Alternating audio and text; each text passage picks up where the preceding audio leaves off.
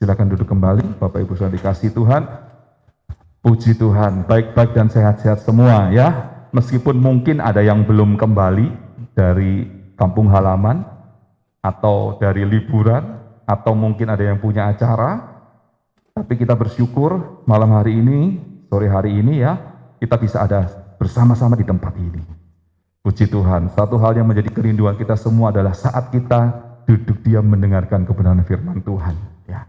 Dan saya hari ini akan membawakan satu tema, yaitu menikmati kasih dan kuasa Tuhan. Minggu-minggu yang lalu, kita sudah memperingati kematian Yesus Kristus di atas kayu salib. Kita juga memperingati Paskah, kebangkitannya, yang menunjukkan bahwa hanya Yesus yang bangkit. Hanya Yesus yang menyatakan dirinya bahwa dia adalah Allah. Dan dia bangkit, dia menang atas maut. Tidak ada yang lain. Dan itulah yang menjadi kepercayaan buat iman Kristiani kita, bahwa Bapak Ibu Saudara tidak salah kalau Tuhan memilih dan memanggil kita, dan kita berharap dan percaya kepada Yesus Kristus. Amin. Dan setelah Yesus bangkit, Yesus itu Allah yang baik loh. Dia bangkit bukan dengan tubuh jasmani, tapi dia dengan tubuh rohani. Tapi dia tidak begitu saja meninggalkan murid-muridnya.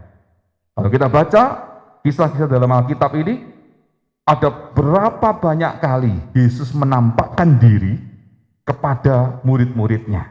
Ya, betul ya? Yesus masih ingin menyatakan bahwa dia itu hidup, dia itu ada, dia itu nyata.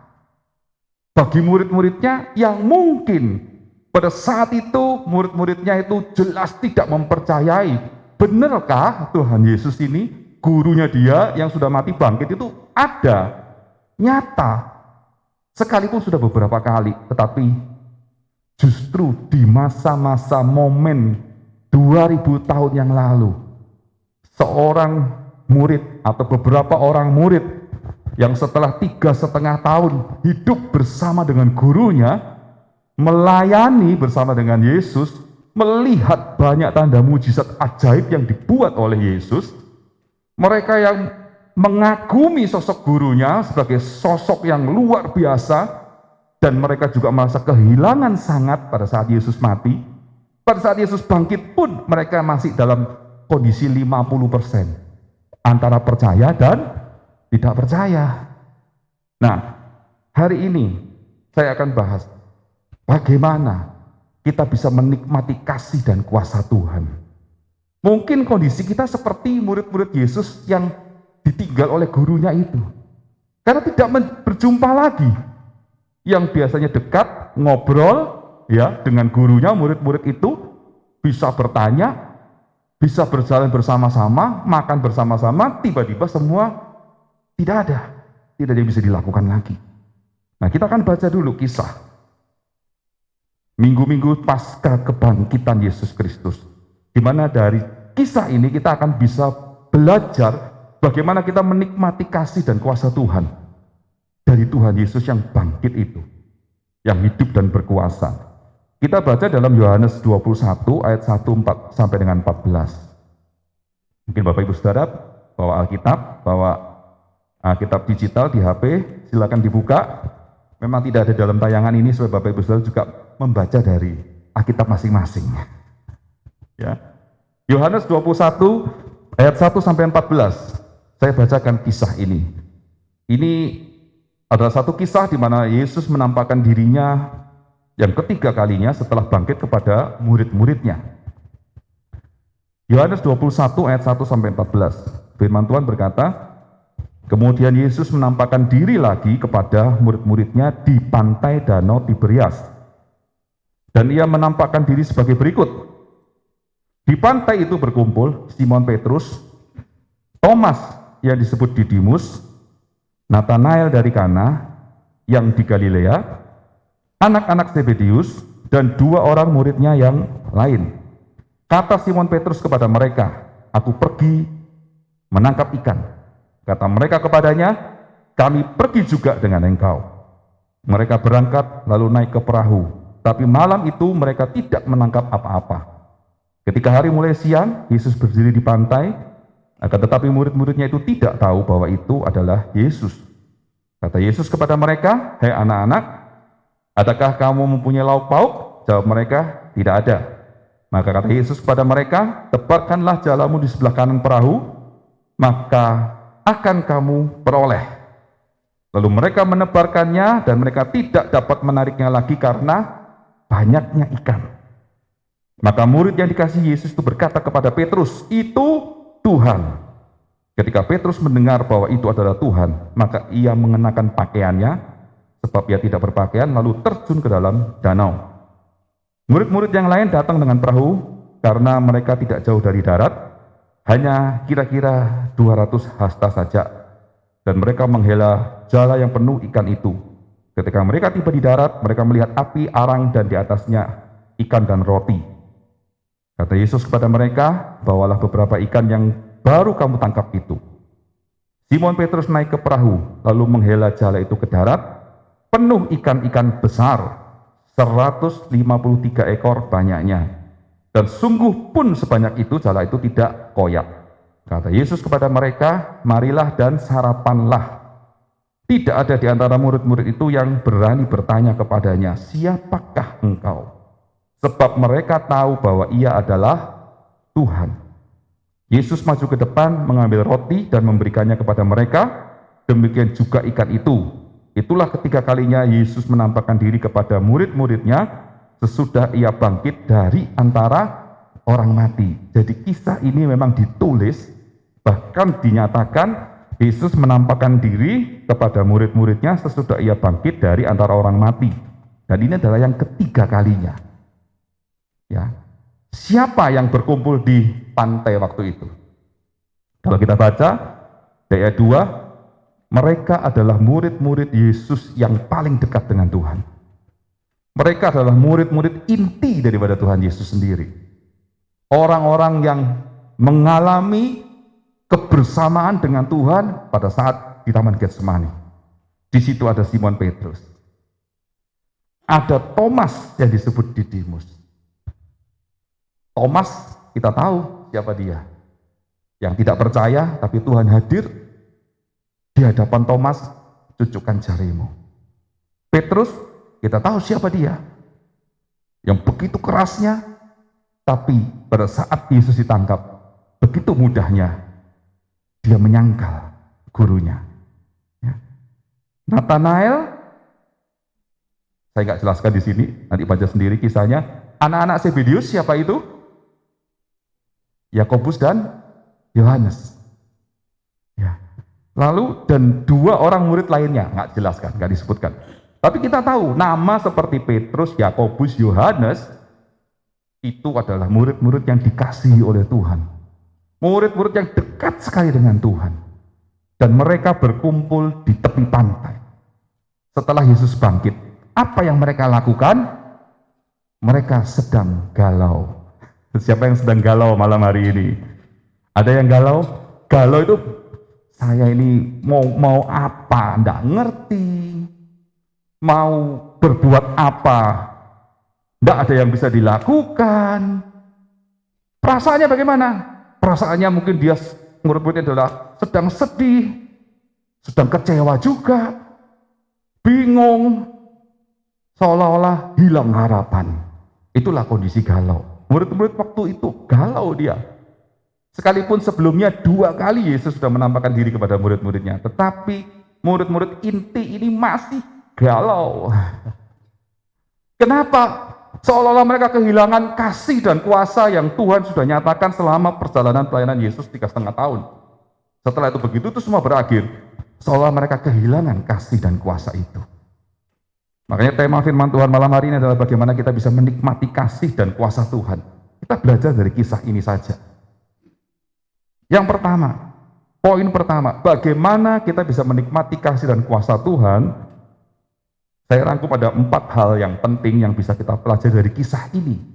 Karena di sini kita melihat bahwa Yesus itu sedang mengajarkan kepada murid-muridnya yang dikasihi, yang dekat dengan dia, bagaimana mereka bisa menikmati kasih dan kuasa Tuhan sekalipun tidak bertemu dengan Yesus Kristus secara fisik. Yang pertama, Di dalam Yohanes 21 ayat ketiga, kata Simon Petrus kepada mereka, "Aku pergi menangkap ikan." Kata mereka kepadanya, "Kami pergi juga." Ya, mereka berangkat naik perahu, tetapi malam itu mereka tidak menangkap apa-apa. Nah, poin pertama yang saya ingin sampaikan adalah supaya kita bisa menikmati kasih dan kuasa Tuhan. Poin pertama, jangan menoleh ke belakang. Ya. Dan jangan ambil keputusan penting pada saat Anda dalam kondisi galau. Kondisinya kan saat itu sedang galau. Petrus dan kawan-kawannya yang notabene adalah memiliki latar belakang nelayan. Ya.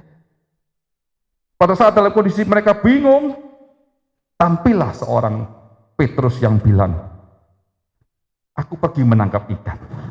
Bapak Ibu Saudara sudah tahu pasti, kenapa Petrus mengambil keputusan itu. Karena dia sudah tidak punya pengharapan lagi, dia tidak tahu jalan hidupnya, dia tidak bisa melihat ke depan dia harus bagaimana, apa yang seolah-olah Tuhan ajarkan selama 3,5 tahun, dia nggak tahu bagaimana dia harus melanjutkan kehidupan pelayanannya bersama dengan Tuhan. Yang dia ingat adalah, dulu aku seorang nelayan, maka sekarang aku akan kembali ke laut. Satu keputusan yang diambil oleh Petrus, karena dia melihat masa lalunya. Dan keputusan ini diikuti oleh yang lain, ini yang paling fatal. Saat keputusan yang salah diambil, maka banyak yang mengikuti, dan banyak yang ikut salah. Poin pertama hari ini, jangan ambil keputusan penting di saat keadaanmu sedang galau. Apalagi didasari oleh masa lalumu. Manusia memang sering diperhadapkan dengan segala macam situasi yang membuat kita ini harus ambil keputusan. Saya mau maju terus melangkah ke depan, atau saya berhenti, atau saya tak kembali lagi ke kehidupan saya yang lama. Kalau kehidupan yang lama nelayan, dia kembali ke laut. Kalau kehidupan yang lama penjahat, jadi penjahit. Tidak mungkin. Kehidupannya lama penjahat, begitu tidak punya harapan, galau, pasti kembali kepada kehidupan yang lama. Jadi penjahat lagi. Nah, poin pertama, ada banyak hal di dalam kehidupan kita yang sering membuat kita galau. Ya apa ya? Pasti iya. Kenapa? Hal yang membuat keadaan galau itu bisa jadi karena kesedihan. Kesedihan yang mendalam karena ditinggalkan oleh orang yang dikasihi, membuat hati ini merasa sendiri. Akhirnya mengambil satu keputusan. Biasanya keputusan yang diambil karena kesedihan yang mendalam adalah itu dia. Salah satu kesedihan yang mendalam karena ditinggal pergi oleh orang yang dikasihi, untuk anak-anak muda, ya toh, biasanya karena putus cinta, jadi patah hati, kesedihan yang mendalam, sehingga tidak sedikit kita dengar cerita atau baca berita bahwa banyak orang yang mengalami kesedihan yang begitu mendalam akhirnya mengakhiri hidupnya. Jadi kesedihan yang mendalam pun itu merupakan salah satu kondisi yang membuat Anda galau, dan firman Tuhan berkata, hari ini kita belajar, kalau kita menoleh ke belakang dan ambil keputusan di saat kondisi galau, Anda tidak bisa menikmati kasih dan kuasa Tuhan. Contohnya sudah jelas, Petrus kembali. Ayat 3 juga menyatakan, saya ikut, semua berangkat naik perahu, tetapi malam itu mereka tidak mendapat apa-apa. Jadi sebetulnya keputusan yang Anda ambil dalam situasi kondisi yang sangat tidak baik, itu tidak menghasilkan apa-apa dalam hidupmu. Tidak membuat engkau mengalami kasih dan kuasa Tuhan. Seolah-olah Anda mengerjakan hal yang sia-sia. Oleh karena itu, jangan sampai kita pun yang hidup hari ini sampai hari ini ada kesedihan, ada kekecewaan. Kecewa biasanya bukan dengan makhluk hidup lainnya. Kecewa biasanya hidup dengan manusia. Betul ya? Makhluk hidup kan ada hewan, tumbuhan, manusia. Kita kecewa dengan apa? manusia. Nggak ada kita kecewa dengan tumbuhan dan makhluk hidup lainnya selain manusia. Nah, jangan sampai kekecewaan itu pun membuat kita jadi galau dan mengambil satu keputusan yang salah. Ataupun jangan kita terus hidup dalam bayang-bayang masa lalu. Betul ya? Ada orang yang tidak bisa move on dari masa lalunya. Ya, mungkin ada kondisi, ada orang-orang yang diberkati Tuhan masa lalunya adalah orang kaya, tetapi dengan situasi kondisi seperti pandemi kemarin, mereka jatuh terpuruk jadi orang miskin yang mungkin tidak memiliki banyak harta, tapi mereka masih hidup dengan masa lalunya. Mereka tidak bisa hidup melihat kenyataan masa kini. Nah, sehingga mereka pasti akan mengambil salah satu keputusan yang salah. Oke? Itu yang pertama. Dan kita bisa melihat ya, ada ayat firman Tuhan di dalam Perjanjian Baru, di dalam Yohanes 21 ayat 3, yang sama dengan Yohanes 21 ayat 3, yang terdapat dalam Lukas 9 ayat 62. Ya, saya bacakan firman Tuhan ini. Lukas 9 ayat 62. Tetapi Yesus berkata, setiap orang yang siap untuk membajak, tetapi menoleh ke belakang, tidak layak untuk kerajaan Allah. Ayat firman Tuhan di dalam Lukas 9 ayat 62 sekali lagi menjelaskan. Setiap orang yang siap untuk membajak. Berarti ini kategorinya siapa ini? Kalau murid-murid Tuhan Yesus, bukankah murid-murid Tuhan Yesus adalah kategori orang-orang yang siap untuk membajak, untuk melayani di ladang Tuhan, yang siap untuk maju terus dengan Tuhan, gurunya. Tetapi firman Tuhan berkata, orang yang siap untuk membajak tetapi menoleh ke belakang, tidak layak untuk kerajaan Allah. Ayat firman Tuhan ini jelas, kan saat Anda menoleh ke belakang, Anda kehilangan fokus akan masa depan. Anda akan kehilangan sesuatu yang seharusnya engkau bisa raih di masa depan, hanya gara-gara Anda ambil keputusan yang salah dengan melihat ke belakang. Ya, jadi jangan ambil keputusan yang penting di saat kondisi keadaan Anda sedang galau. Yang betul langkahnya adalah saat kondisi galau, Anda harus duduk diam di bawah kaki Tuhan, berdoa, minta hikmat dan pimpinan Tuhan. Jangan gerusa-gerusu, jangan buru-buru. Terus berdoa dengan Tuhan. Datangi dan menghadap Tuhan. Nah, baru nanti apa yang Tuhan nyatakan, itu yang Anda kerjakan. Disitulah nikmatnya kasih dan kuasa Tuhan. Kalau sudah dipanggil oleh Tuhan, tentu tidak akan pernah ditinggalkan. Puji Tuhan. Yang kedua, kita baca dalam Yohanes 21 ayat 4 dan 5. Ya. Kisah yang tadi, ketika hari mulai siap, Yesus berdiri di pantai, akan tetapi murid-murid itu tidak tahu bahwa itu adalah Yesus. Ayat 5, kata Yesus kepada mereka, "Hei anak-anak, adakah kamu mempunyai lauk pauk?" Jawab mereka, "Tidak ada." Nah, dari kisah ini, saya ingin mengambil satu makna, yaitu bahwa Tuhan itu tidak meminta dari apa yang kita tidak punya. Dia hanya ingin ada kejujuran dan ketulusan dari hati kita. Saat Tuhan Yesus bertanya, apakah Tuhan Yesus tahu nggak kalau murid-muridnya nggak dapat ikan? Tahu dia. Tapi Tuhan Yesus berseru, "Hei anak-anak, apakah kamu punya lauk pauk?" Di kisah berikutnya kita tahu Tuhan itu sudah nyiapin ikan sama roti loh. Tapi dia masih bertanya pada murid-muridnya yang lagi di perahu, yang jelas-jelas nggak dapat apa-apa. Dia tanya, "Adakah kamu mempunyai lauk pauk?" Nah, inilah jawaban jujur dari murid-muridnya. Semua kompak. Jawabnya apa?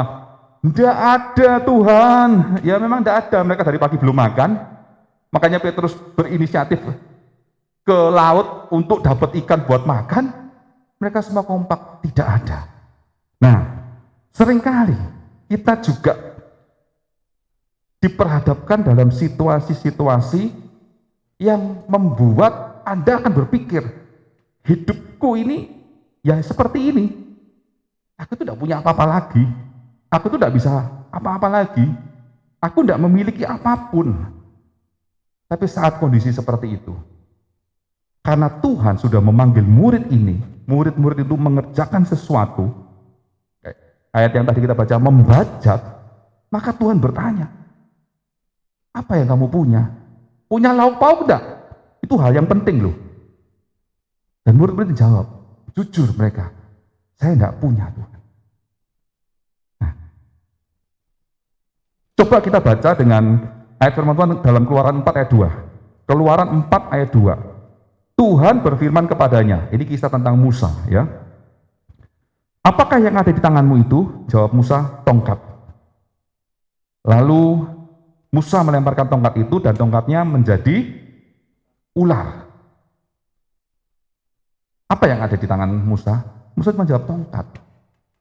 Musa jawab apa adanya.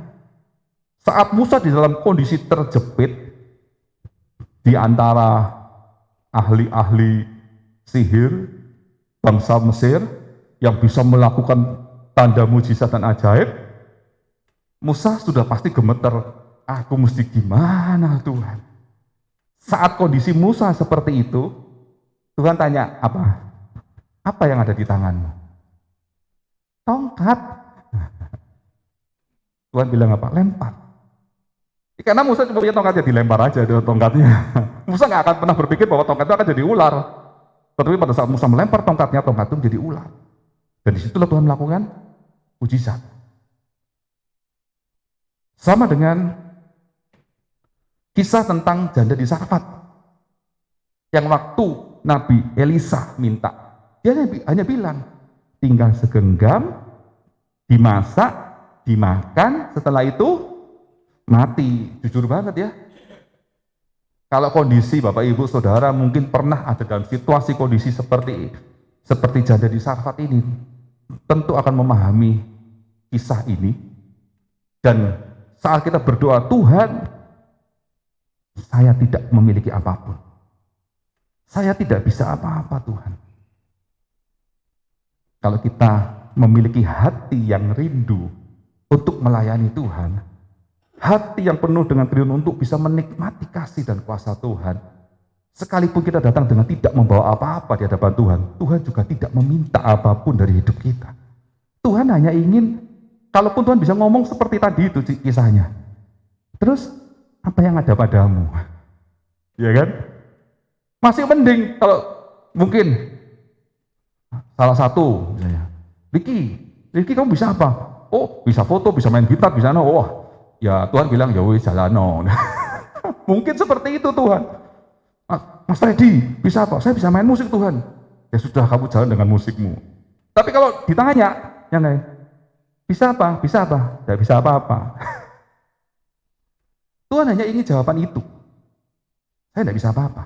Tapi Tuhan akan mengerjakan sesuatu yang ajaib di dalam hidupmu. Sekalipun kau tidak punya apa-apa, tapi karena Tuhan sudah memanggil, Tuhan akan pakai hidup kita semua untuk memuliakan Tuhan. Jadi poin yang kedua, Tuhan tidak pernah minta apa-apa dari yang kita punya. Tapi Tuhan hanya menuntut kejujuran dan ketulusan. Kalau engkau dipanggil untuk melayani Tuhan, sekalipun menjadi asyir, kolektan, penerima tamu, itu nilainya berharga di hadapan Tuhan. Ya, poin yang kedua. Yang ketiga, nah, yang ketiga jelas, kita baca dalam Yohanes 21 ayat 6. Maka kata Yesus kepada mereka, tebarkanlah jalamu di sebelah kanan perahu, maka akan kamu peroleh. Lalu mereka menebarkannya, dan mereka tidak dapat menariknya lagi karena banyaknya ikan. Poin yang ketiga adalah bagaimana kita bisa menikmati kasih dan kuasa Tuhan adalah menuruti setiap perintah Tuhan. Menuruti tanpa perbantahan. Kan kisahnya jelas toh. Waktu murid menjawab, punya lauk pauk? Tidak punya. Berikutnya akan datang perintah Tuhan. Apa itu? Kepada murid-muridnya, tebarkan jalamu di sebelah kanan perahu. Kalau disuruh ke kanan perahu, jangan nebar jala ke kiri. Gitu kan? Apakah di kiri nggak ada ikan? Nggak ada. Tuhan suruh ikannya ke kanan kok. Ya kita melihatnya seperti itu. Bagaimana perintah Tuhan itu harus ditaati dengan seksama, tanpa perbantahan. Lakukan saja, percaya saja. Menuruti perintah Tuhan ini berhubungan dengan iman kita. sebar jala ke kanan, murid-murid memperoleh banyak ikan. Bahkan di ayat 8, murid-murid yang lain, kok ada murid-murid yang lain? Iya, datang dengan perahu karena mereka tidak jauh dari darat dan mereka menghela jala yang penuh ikan. Bahkan di ayat yang ke-11, Simon Petrus naik ke perahu, lalu menghela jala itu ke darat, penuh ikan-ikan besar. 153 ekor banyaknya. Kenapa bisa dihitung? Karena Tuhan kirim ikan yang besar, bukan ikan yang kecil. Ikan yang kecil tidak terhitung, ikan yang besar bisa dihitung. 153. Dan sungguh pun sebanyak itu, jala itu tidak koyak. Orang yang menuruti perintah Tuhan akan menikmati kasih dan kuasa Tuhan. Taat melemparkan jalanya, mereka mendapat hasilnya. Hasil yang di luar pikiran daripada murid-muridnya. Hasil yang tidak terjangkau oleh nalar pikiran kita. Karena firman Tuhan juga berkata, apa yang tidak pernah kita pikirkan. Betul kan? Apa yang tidak pernah kita dengar dengan telinga kita. Kita lihat dengan mata, atau tidak pernah kita bayangkan. Tapi semua itu disediakan oleh Tuhan untuk siapa? Mereka yang mengasihi Tuhan. Dan orang yang mengasihi Tuhan adalah orang-orang yang mentaati setiap perintah Tuhan dengan kesungguhan hati, ketulusan, dengan iman yang percaya penuh kepada Tuhan. Dan itu bukti bahwa dalam kisah ini kita bisa melihat bahwa murid-murid Tuhan yang sebelumnya tidak berpengharapan, kondisi galau, kembali ke kehidupan yang lama, ambil keputusan yang salah. Tapi saat mereka mendengar perkataan Tuhan, mereka melakukannya, Tuhan memulihkan hidup mereka. Poin yang ketiga, turutilah perintah Tuhan. Poin yang keempat, yang terakhir, berikan kepada Tuhan apa yang Tuhan minta. Ini yang paling sulit. Apa yang kita miliki sekarang, mungkin banyak kita miliki. Tapi saat Tuhan berkata, berikan sedikit dari apa yang engkau punya kepadaku, rasanya berat sekali. Kalau kita mendengar kata-kata ini, tentu kita ingat bagaimana Abraham mengorbankan anaknya. Itu bukan minta sedikit itu. Kalau ngomong minta belahan jiwanya, minta separuh kehidupannya itu. Tapi Abraham memberikan untuk Tuhan. Nah, kita akan baca yang di dalam Yohanes 21 ayat 9 dan 10. Ketika mereka tiba di darat, mereka melihat api arang dan di atasnya ada apa? Ikan dan roti. Mereka datang ke darat karena dia tahu itu Tuhan, gitu ya. Mereka menghampiri Tuhan, mereka melihat, ya, Tuhan itu loh sudah menyiapkan ikan dan roti, pembakaran ikan bakar itu, ya. Rasanya kita perlu makan ikan bakar sama-sama, ya, untuk menghayati cerita ini. Ayat 10-nya kata Yesus kepada mereka, nah ini dia. Kata-kata ini loh yang perlu kita perhatikan. Bawalah 1 ekor ikan, enggak, beberapa ikan yang baru kamu tangkap itu. Tuhan meminta kepada murid-muridnya dari ikan yang barusan ditangkap. Dan tidak minta 1, minta beberapa. Beberapa itu jelas nggak mungkin separuhnya. Jelas nggak mungkin 10%-nya juga. Namanya juga beberapa. Betul kan? Kenapa cuma minta beberapa? Nah, Anda mungkin berpikir, ikannya kan besar-besar, Pak. Iya, betul.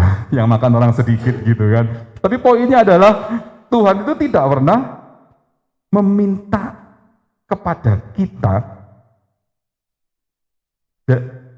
di luar kemampuan kita. Karena Tuhan tahu, yang memberi itu siapa? Tuhan sendiri kan? Betul nggak? Yang memberi adalah Tuhan. Sama-sama sepakat ya? Semua yang kita miliki, yang sekarang kita nikmati, adalah pemberian dari Tuhan. Amin? Amin. Kisah ini juga membuktikan, mereka yang tidak punya ikan, bisa menangkap ikan, dapat ikan banyak. Mereka sampai menghela ikan ke darat dibantu oleh banyak kapal. Dari sekian banyak, Tuhan hanya minta beberapa. Masakan murid-murid tidak mau memberikan? Masakan murid-murid berkata, loh Tuhan, kan sudah ada ikan sama roti. Saya yakin Tuhan nggak pelit dong. Pas murid-murid datang, dipanggil Tuhan, lihat ada ikan dan roti, nggak mungkin Tuhan sediain satu ikan, satu roti, nggak mungkin. Kan seolah-olah buat dia makan sendiri, enggak. Tuhan pasti sudah sediakan untuk murid-muridnya. Tapi Tuhan masih minta kepada murid-muridnya ini, bawalah beberapa ikan yang baru kamu tangkap. Di sini menunjukkan bahwa murid-murid itu bisa memiliki ikan karena berkat Tuhan. Murid-murid bisa memiliki sekian banyak berlimpah-limpah ikan karena berkat Tuhan. Kalaupun Tuhan meminta sedikit, berikan kepada Tuhan apa yang Tuhan minta. Tuhan minta apa sih dalam hidup kita? Coba Bapak Ibu Saudara pikirkan, Tuhan minta apa dari hidup kita? Apakah Tuhan minta supaya mati syahid bagi Tuhan? Jadi martir? Belum sampai seperti itu ya. Tuhan paling cuma minta dalam seminggu ya, hari Minggu jam 4 sore sampai jam 6, setengah 6 ibadah ya nak. Nah, itu toh. Itu kan cuma beberapa ya toh. Nanti hari Minggu ya kan seminggu kan jauh toh. Hari Rabu PD online ya nak. Meminta beberapa. Hari Jumat doa malam ya nak. Meminta beberapa gitu kan. Kamis ada PA. Berikan kepada Tuhan apa yang Tuhan minta. Dia hanya minta beberapa. Tidak seluruh waktumu diberikan untuk Tuhan kok. Tuhan tidak seperti itu. Ya. Perhatikan ayat di dalam 2 Korintus 8 ayat 2. 2 Korintus 8 ayat 2. Selagi dicobai dengan berat dalam pelbagai penderitaan, sukacita mereka meluap, dan meskipun mereka sangat miskin, namun mereka kaya dalam kemurahan. Beberapa minggu yang lalu Pak Pendeta Yoyo sudah menyampaikan tentang kemurahan hati. Di dalam 2 Korintus 8 ayat 2, hidup kita mungkin tidak pernah lepas dari masalah. Hanya bedanya kadang berat, kadang ringan. Gitu toh? Iya toh? Kadang berat, kadang ringan. Firman Tuhan dalam 2 Korintus 8 ayat 2 berkata, selagi dicobai dengan berat dalam pelbagai penderitaan, ini kondisi berat banget nih ya, sukacita mereka tetap meluap. Jadi supaya kita bisa menikmati kasih dan kuasa Tuhan, meskipun kita mengalami penderitaan, sukacita kita tetap meluap. Mau tetap sukacita? Amin. Bersukacitalah senantiasa. Meskipun mereka sangat miskin, kondisi yang tidak memiliki apapun ini, namun mereka kaya dalam kemurahan. Itulah kemurahan hati. Nah, jadi ada 4 hal yang bisa kita sama-sama pelajari malam hari ini. Bagaimana kita bisa menikmati kasih dan kuasa Tuhan seperti yang Tuhan ajarkan kepada murid-murid yang dipanggil, dipilih, dikasihi, dipersiapkan untuk murid-murid ini menjadi murid-murid Tuhan yang luar biasa. Yang pertama, masih ingat tadi, jangan menoleh ke belakang. Dan jangan ambil keputusan penting saat engkau dalam kondisi galau. Karena pasti akan menghasilkan hal yang salah. Yang harus dilakukan adalah datang kepada Tuhan, duduk di bawah kaki Tuhan, minta pimpinan Tuhan, tenangkan jiwamu, bersyukur, memuji dan menyembah Tuhan. Yang kedua, kita harus tahu bahwa Tuhan tidak pernah meminta dari apa yang kita tidak punya, tetapi Tuhan menuntut kejujuran dan ketulusan hati kita. Kita hidup apa adanya di hadapan Tuhan. Jangan gengsi, jangan malu, memang kita tidak memiliki apa-apa, tapi saat Tuhan panggil kita semua untuk melayani Tuhan, ayo kita sama-sama melayani Tuhan. Disitulah nanti kita akan menikmati kasih dan kuasa Tuhan.